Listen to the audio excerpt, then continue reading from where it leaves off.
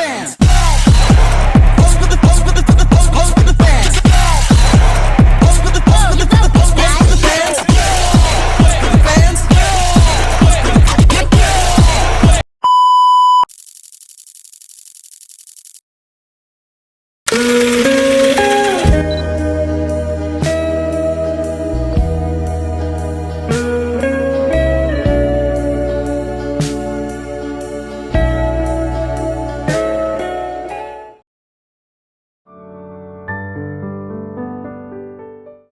Pusing banget, gimana ya cara bayar pajak? Kenapa, Ra? Pusing banget, aku nggak tahu gimana cara bayar pajak. Loh, kok pusing? Bayar pajak itu mudah, tapi kita harus punya dulu syaratnya. Syaratnya itu seperti yang pertama ada STNK dan juga yang kedua KTP si pemilik kendaraan bermotor.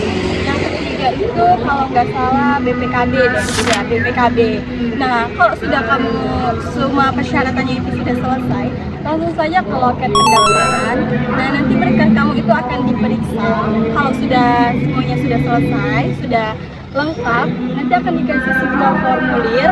Itu kamu harus isinya seperti nama, nomor HP, dan juga alamat. Oh, gitu ya cara bayarnya. Iya, nah setelah kamu selesai isi formulir tadi, kamu langsung aja ke petugas. Nah, di sana akan diverifikasi terlebih dahulu data kamu apakah sudah benar atau belum. Jika data kamu sudah benar, nanti kamu akan langsung diarahkan untuk ke loket pembayaran. Nah, di sana kamu akan bisa melihat berapa sih tagihan pajak motor kamu dan yang lainnya. Nah, apabila sudah kamu bayar, kamu langsung nanti akan dipanggil oleh loket pengesahan STNK baru. Nah, di sana kamu akan dapat STNK baru kamu. Alah, makasih ya penjelasannya. Ya, sangat mudah bukan? Alah, makasih ya penjelasannya. Aku jadi nggak bingung lagi cara bayar pajak. Ya Allah, sangat mudah kan? Iya, sangat mudah. Kamu tahu nggak kalau bayar pajak itu bisa lewat online juga loh? Emang bisa bayar pajak online pakai aplikasi apa? Bisa dong, kamu bisa menggunakan aplikasi Brimo. Wah, gimana cara pakai aplikasinya? Oh iya, kamu langsung terusin jelasin ke Aura ya. Aku mau ke kelas soalnya udah ada Pak Asep di kelas. Oke, thanks. Ya. Dadah. Dadah, hati-hati ya, Mei. Iya. Iya, gampang banget. Tapi sebelum itu kamu harus punya kode billingnya dulu. Kalau kamu pengen dapetin kode billing, kamu bisa melalui situs Cortex. Situs Cortex itu apa? Jadi gini Aura, Cortex itu merupakan situs resmi pajak.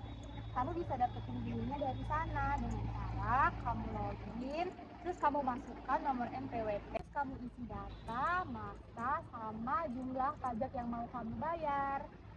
Nah, habis itu klik simpan, nanti bakalan muncul kodenya 15 digit.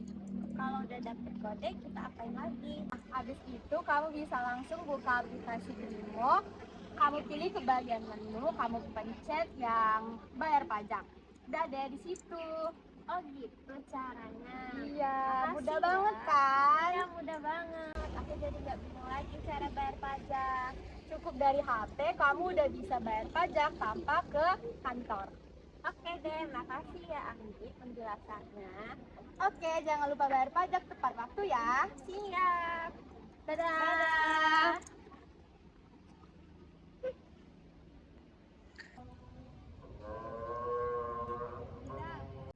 Kamu tahu nggak sih mereka itu kemarin bahas pajak loh. Oh, aku tahu sih kalau pajak tentang arah pajak gitu ya. Nah, pajak ini nantinya digunakan untuk membangun infrastruktur negara, begitu. Oh, jadi gitu ya? Iya, begitu. Makasih ya. Sesudah kamu menjelaskan itu, aku jadi tahu juga dari pengertiannya itu apa. Nah, kita kan sudah sedikit paham nih dari arti pajak itu apa sih. Nah, itu ada nggak sih hukum atau undang-undang yang berlaku yang disebutkan? Oh, ada sih. Yang aku tahu itu yang pertama ada Undang-Undang Ketentuan Umum dan Tata Cara Perpajakan. Itu mengatur mengenai subjek pajak, pembuatan NPWP, dan ketetapan pajak. Nah, terus ada juga UU PPH, yaitu Undang-Undang pajak penghasilan, yaitu mengatur subjek pajak, objek pajak, dan tarif pajak. Oh, jadi begitu ya. Iya. Nah, oh iya, tapi aku tuh belum tahu sih jenis-jenis pajak dan juga contohnya. Oh, jadi kamu belum tahu jenis pajak itu? Jenis pajak itu ada tiga. Yang pertama itu dipungut berdasarkan lembaga pemungutannya. Kemudian yang kedua itu berdasarkan objek.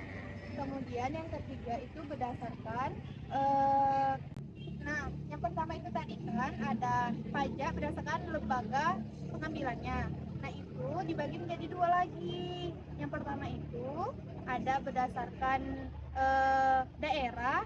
Jadi contoh yang pertama itu ada dari yang pusat dan daerah. Kemudian dari contoh yang kedua tadi itu ada secara langsung dan tidak langsung. Dan yang ketiga tadi itu contohnya ada tiga. Yang pertama itu PPH, yang kedua PPN, dan yang ketiga itu bea materai. Oh, jadi gitu jenis dan contoh. Ya, sekarang kamu sudah mengerti kan jenis-jenisnya itu apa saja dan contohnya itu apa saja sih? Iya, aku ngerti. Terima kasih. Iya, sama-sama. Oh, jadi ini fungsi dari membayar pajak. Jadi, teman-teman, manfaat kita membayar pajak yaitu pajak berfungsi untuk membangun infrastruktur di Indonesia seperti membangun jalan, jembatan, bandara, dan lain-lainnya. Fungsi lainnya yaitu bisa menjadi investasi pemerintah dalam membangun ekonomi dan UMKM yang bisa membantu lapangan pekerjaan untuk masyarakat Indonesia.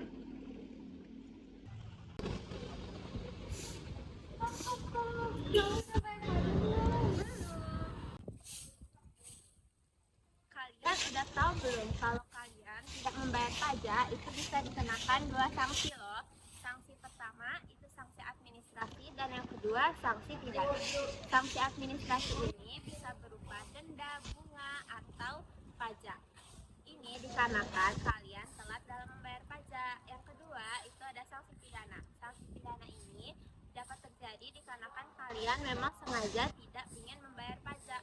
Sanksi pidana ini bisa berupa hukuman pidana penjara selama 6 bulan sampai 6 tahun penjara.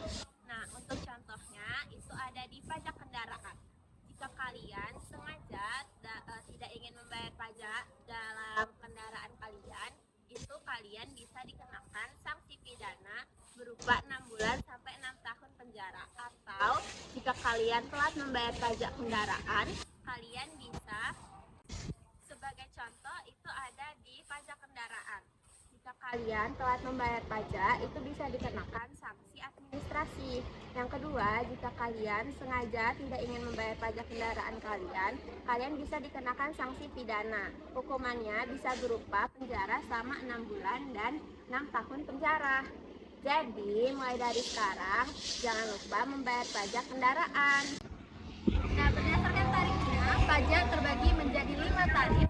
Yang pertama adalah tarif tetap atau fixed rate, yaitu jumlah besarnya pajak tidak ditentukan pada objek pajak. Contohnya adalah bea materai 10.000 per satu dokumen. Yang kedua ada tarif proporsional atau proportional rate. Tarif proporsional ini persentasenya bersifat tetap, tetapi besaran nilai pajaknya bergantung dengan objeknya.